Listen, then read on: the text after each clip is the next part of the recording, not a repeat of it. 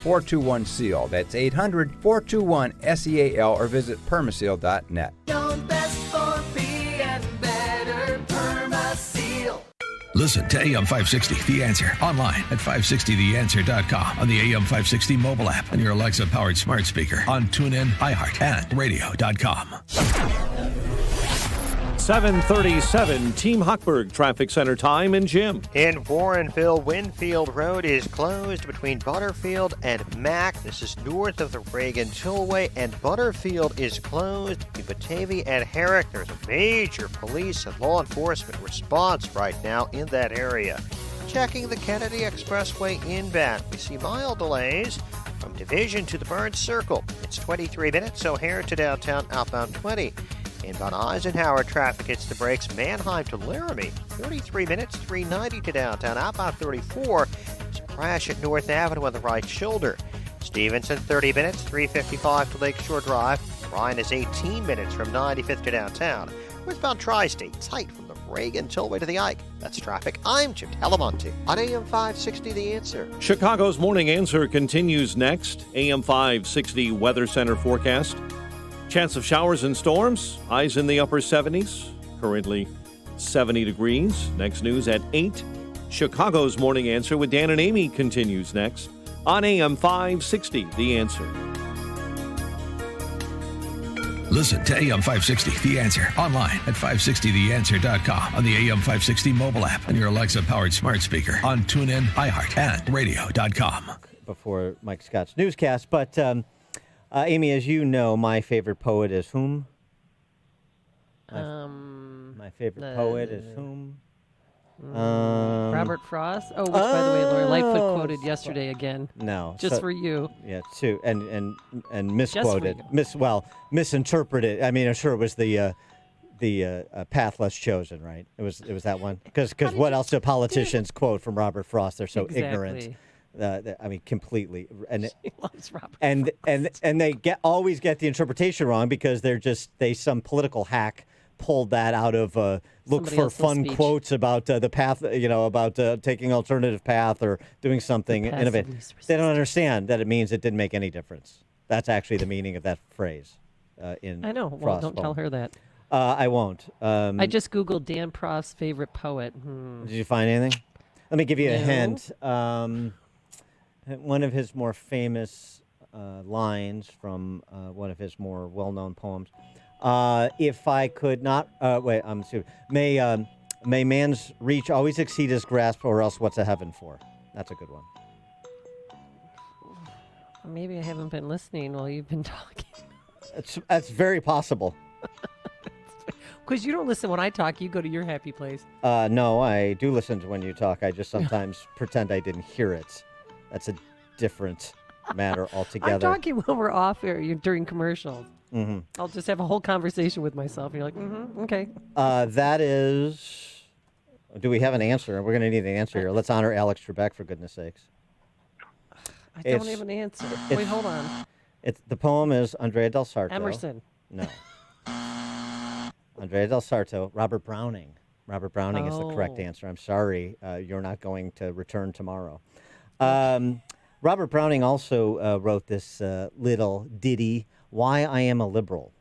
Why? Because all I happily can and do, and that I am now, and all I hope to be. Whence comes it save from fortune setting free, body and soul the purpose to pursue. God trace for both, if fetters not a few. All right, I want you to think about that. Am I starting to bring on a sense of calm? Perhaps even sleepiness with you, because that is the point of this elusive quest for peace. The ancient Greeks called it ataraxia, the search for calmness. Well, the true, the meaning of life, the meaning of purpose, so that you could achieve a certain inner peace. And so we figured in these troubled times, where we are beset with anxiety, we are in the midst of all of this violence on the streets and restrictions associated with our lives and livelihoods and passions, our hobbies and avocations, that we should explore this a bit, how we get to the place of calmness. Are you okay over there? Yeah, I like this. It's sort of like we're entering an alternate dimension here, a little bit different on the show. It's kind of fun. For more on this, we're pleased to be joined by Jonathan Zecher, who is a research fellow at the Australian Catholic University. Jonathan, thanks for joining us. Appreciate it. Well, thanks very much for having me. Yeah. Yeah. All right. I bet you knew it Your was voice is Robert already Browning. calming. I bet you knew it was Robert Browning, didn't you? You're a scholar. Oh, You're a boy. man of letters.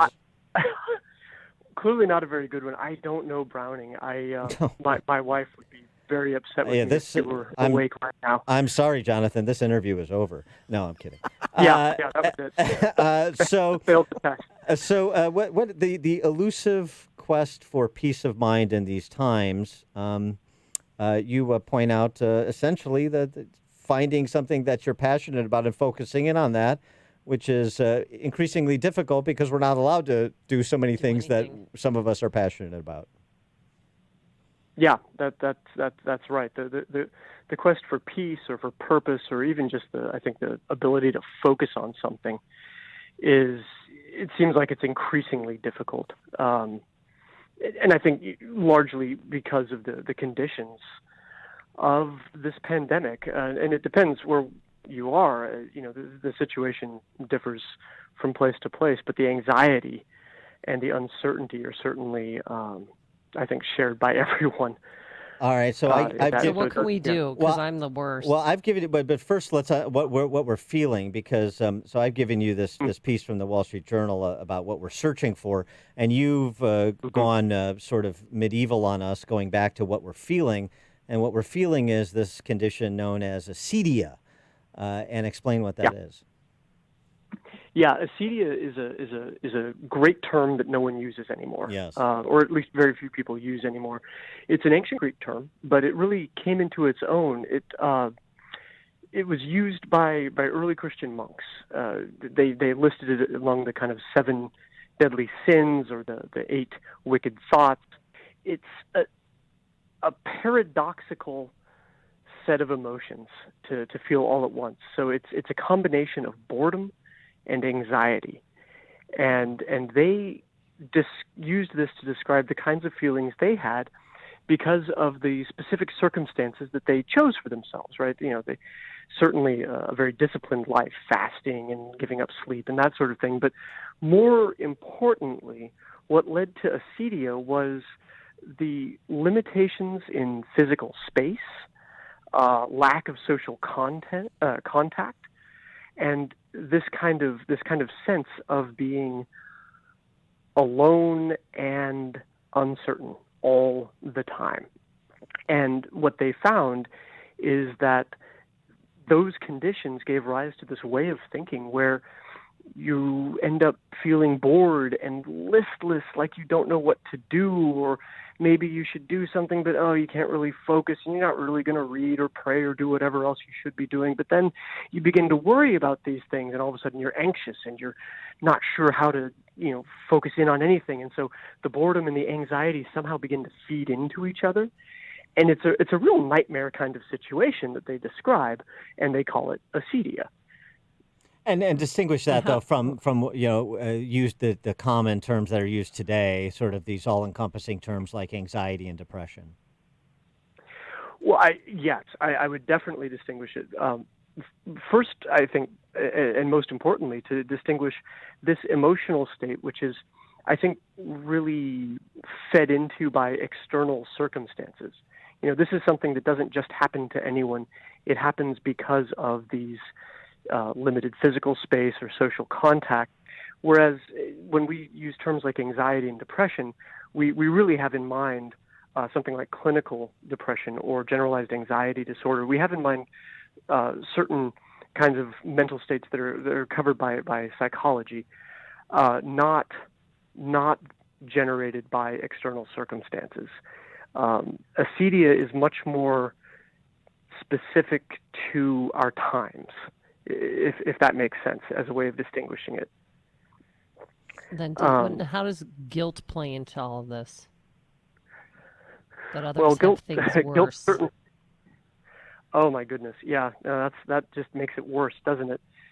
So it's easy. I mean, I find myself saying this all the time. People say, "Well, how are you?" I'm like, well, could be worse. Things aren't that bad for me. So why do I feel this way? And inside, I'm going, but I still feel terrible. And that feeds into it. That's a part of the problem, I suppose. That the sense that you're not allowed to feel bad. You're not allowed to be suffering because you feel like, well, I can't because other people have it much worse. And on some level, that may be true, but I think one value or one thing that's valuable about using a word like acedia and distinguishing it from depression or anxiety is saying, all right, this isn't that other people have it worse. This is what I'm feeling. And it's okay in some ways to be feeling this. This is, in a way, the natural response to this kind of situation. And the way I'm going to deal with it is appropriate to the situation, not to something else. And so it's important to kind of give ourselves, I think, license to be honest about how we're feeling right now. Is it maybe you need to recalibrate your worldview a little bit, frankly, to align it more along my worldview, which is basically life is about how much punishment you can endure. And if you just take a little bit more of an existentialist view about life, then you take things in stride a bit more. You'd make a great early desert monk. With that, I think that's not very well. That's not the first time I've heard that, by the way. Yeah, that's not the first time I've heard that. Yes, as you write about the. We all need backup career plans, right? There's always that, I guess. The long dark tea time of the soul of the Cassian desert monks. I mean, I have been. Meandering peripatetically like the monks for some time now. So I that's why I like this column so much. It's finally a time for me to embrace me, Jonathan. Sounds like it. It sounds like it. Yeah. No, but this. What can I say? Yeah, I know. It's I'm being a bit silly, a bit. Acedia. This sort of has a connotation though of apathy or laziness, and I mean, not to get all sort of psychoanalytical here, but we don't want people feeling nothing, and we don't want people making excuses to be lethargic, right? Yeah, no, you don't want to go down that road. That's true. So it does have these connotations, and especially, all emotions have a history, right? They're all kind of culturally specific, socially specific. So the way in which we understand our emotions it changes over time. And one of the ways that changes is through language, translation between languages. And so when acedia, which is a Greek word, was translated into Latin, it came out as, first as a word tristitia, which means sadness, but came to being something like sloth. And that's how we have the seven deadly sins. And when we hear sloth, we think lazy. Like, well, you could do better, but you're just not. You just, this is like my daughter getting up for school in the morning. Like, you could get up, you just don't want to.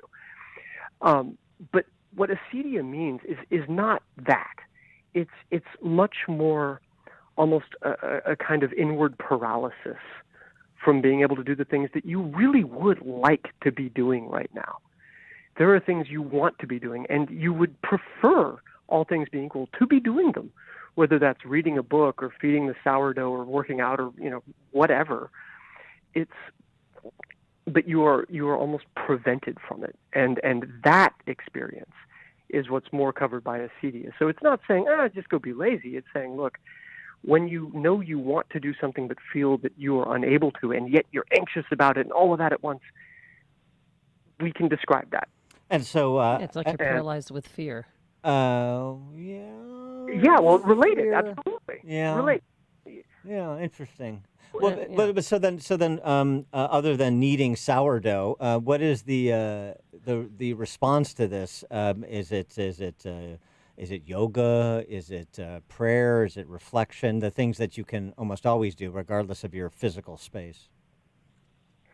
I mean, those are all good options. So, I mean, if I take my cues again from the desert monks, they raised the problem to try and deal with it. So what they said was, well, manual labor, something simple, really something almost mindless, not something overly mentally taxing. But so they spent their time weaving baskets out of palm fronds, And they say, that's what you do. We have a basket. Just make a basket. It's not difficult. It's really not demanding at all. But it makes you do something, and it forces a kind of physical habit. And that has the effect of kind of resetting us mentally. And there's a lot to be said for that the way in which that our physical habits can have this kind of mental and emotional effect. So I actually think that things like making bread or yoga are extremely effective because they are that kind of physical reset that leads to a mental or emotional reset. I actually think this is just me. I think things like prayer are actually harder because those require a great deal of mental focus. Because it's hard to force ourselves into that, whereas physical habits that can kind of naturally lead to it may be more effective against this. What about setting aside like worry time? Where you can just to help reduce your anxiety. Yes, I have been reading about that. It sounds like a great idea for people. I have a very hard time doing that myself. I find that I set aside worry time and then it just kind of continues. But I think that's a good discipline to try for. My mom's a varsity member. I start worrying and I can't stop. I can't stop myself. Oh yeah. All right. Normally, this sort of counseling is hundreds of dollars an hour, so we appreciate your time, Jonathan Zecher, research fellow, Australian Catholic University, Acedia, the lost name for the emotion we're all feeling right now. I'll tweet it out so people can reflect upon that and hopefully combat the acedia they're feeling. Jonathan, thanks so much for joining us. Appreciate it. Thank you, Dan. Thank you, Amy, very much for having me. Thanks. And Dan, just so you know, I took underwater basket weaving at Iowa, and I got an A. And Jonathan joined us on our turnkey.pro answer line. Listen to podcasts of Dan and Amy from the AM 560 mobile app. Download it today at 560theanswer.com/mobile. Take control of your documents and data with Content Services and Document Imaging Solutions from IDT and Highland On Base. Those documents are doing your employees no good while they're continuing to work from home. Let IDT show you how to onboard your documents anywhere, anytime, safely and securely into the cloud using IoT Smart Connected Scan.